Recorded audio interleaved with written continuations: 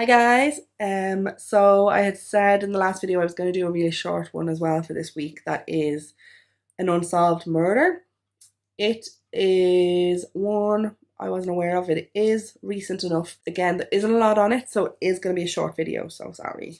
But we will just get straight into it. So the story takes place in Donegal in 2013, July. And we have 50-year-old Kieran Callaghan. So he lives in Rusheen in Churchill, Milford, Donegal. He worked at Glenveigh National Park as a groundskeeper and then as like a driver. So he would, drive the bus that the tourists and stuff go around on. And on Sunday, the 7th of July at around 1:30 p.m., he is found dead in his home. So I'll just go back. The last time he was seen was the Friday night, the Friday evening. And this was at about 6 p.m. in the Churchill area. Now, from what I gather, like the main house was maybe the son's house, his family, and then it says that Kieran lived then behind in another house, in a smaller house. Now he did have a wife, so I assume she lived there with him. But when our story is taking place, she's actually away. So she's actually in the US visiting her sister.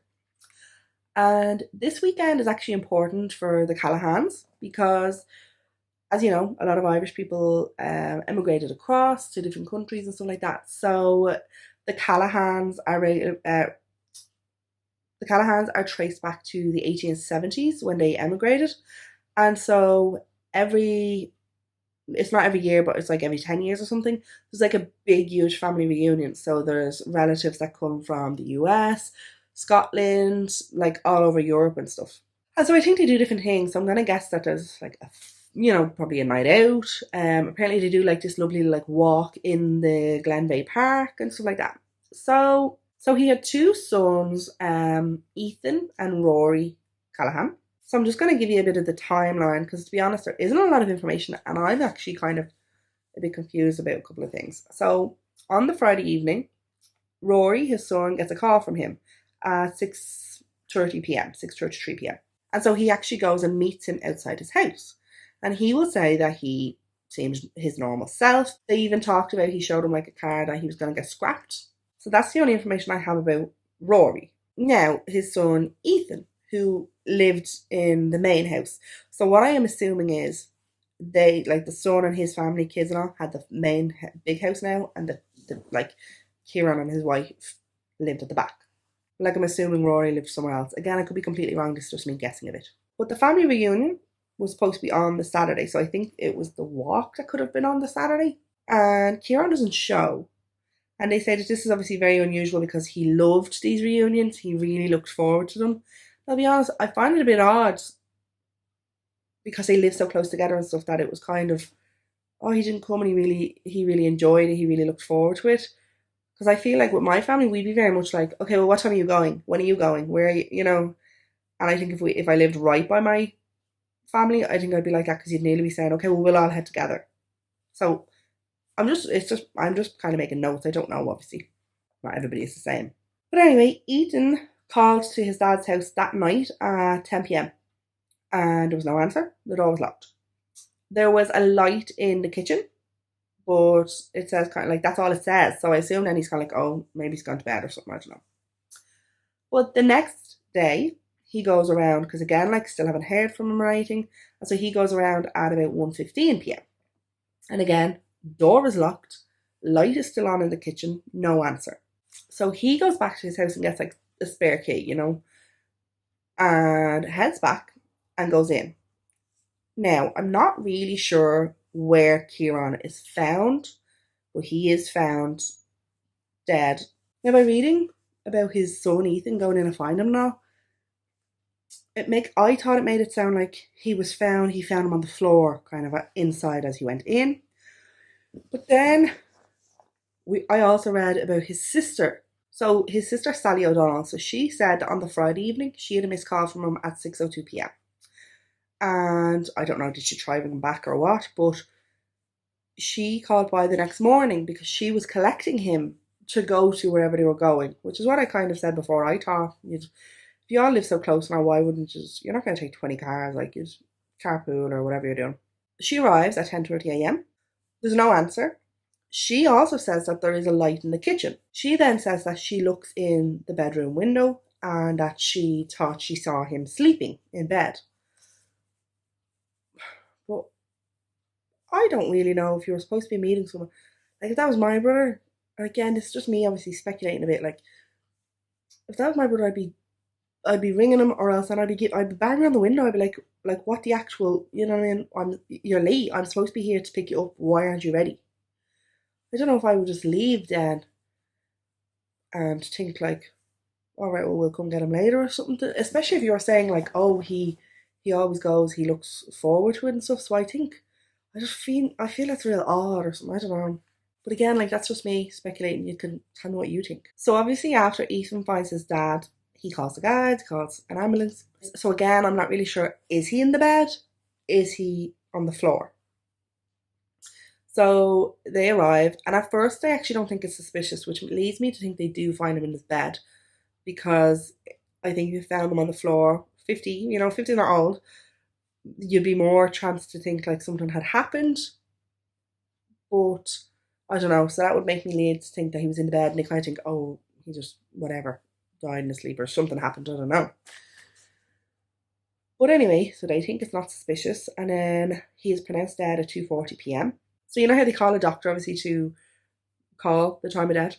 So the doctor notes that there is a bruise on the left side of his eye. But again, like that guy, he haven't really noted it to be. They weren't really thinking it was suspicious. I'll be honest, I don't really know how they only kind of think, oh, there was a bit of a bruise and we didn't really think anything was suspicious, because Marie Cassidy, the state pathologist, then when she does the post mortem, says that the bruising had gone purple, let's say. His eyelids were both swollen. He had a bruise on his upper lip. He had a bruise and a cut inside his lip. So obviously from, let's say, like, when if you bang it and a tooth cuts into your lip. There was other bruising to his body, and there was extensive bruising to his scalp. There was no fractures or anything on his head, but there was extensive bruising. Now, I know maybe they wouldn't really notice that, but like, you'd notice the eyes being swollen and stuff. So then you'd have to wonder, was it that they thought he had just fallen? And, I don't really know what they thought at the time, because I don't know if he was in the bed or on the floor. She said the bruising to the eye was due to a direct impact. There was bruising on the chest, which was from like a punch or a kick. And that there was like multiple impacts, because there was like a pattern on the bruising.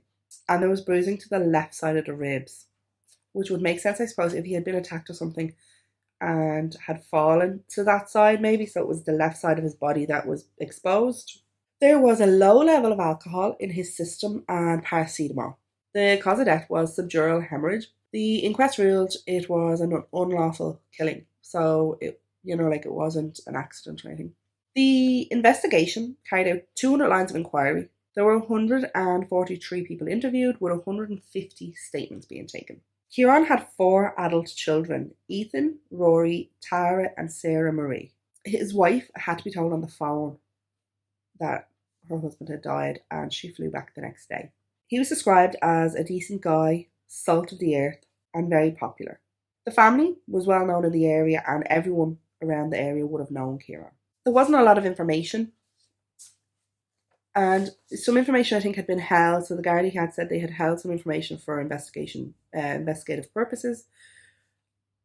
My kind of theory is something happened, whether in the house with someone he knew. It had to be someone he knew, because the house was locked and everything, and there were no signs of like forced entry or break-in or anything.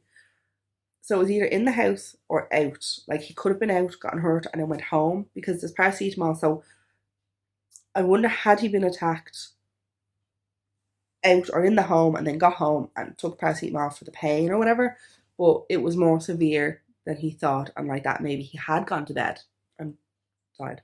Who? I don't know. There doesn't seem to be any kind of investigation or notes on who there could be persons of interest. I think kind of the timeline leading up, though, is a bit weird. Please tell me what you think, if I'm just being a bit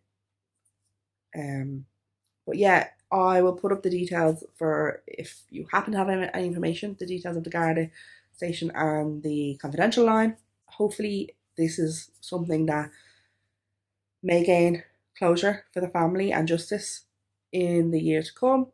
as the Gardaí always say with these types of cases, people's loyalty change. You know, people might know something that at the time they were too afraid to come forward with, but now they might.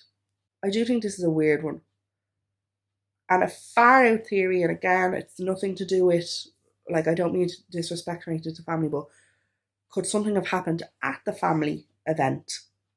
You know, an argument that went too far or something, and it was only like that he got home, you know, thought it, didn't think it was as bad as it was, died, and then obviously the next day everybody's kind of like, well, again, that's a very far fetched theory, but I do think maybe it was that something had happened outside and he came home. That's what I would think more so than in the house. Even I kind of think maybe he had come home.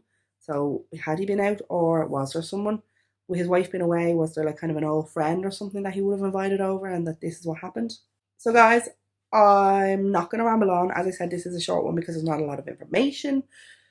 Let me know what you think of the case, and yeah, in the meantime, stay safe, and thank you as always for the support. See you in the next video. Thanks. Bye.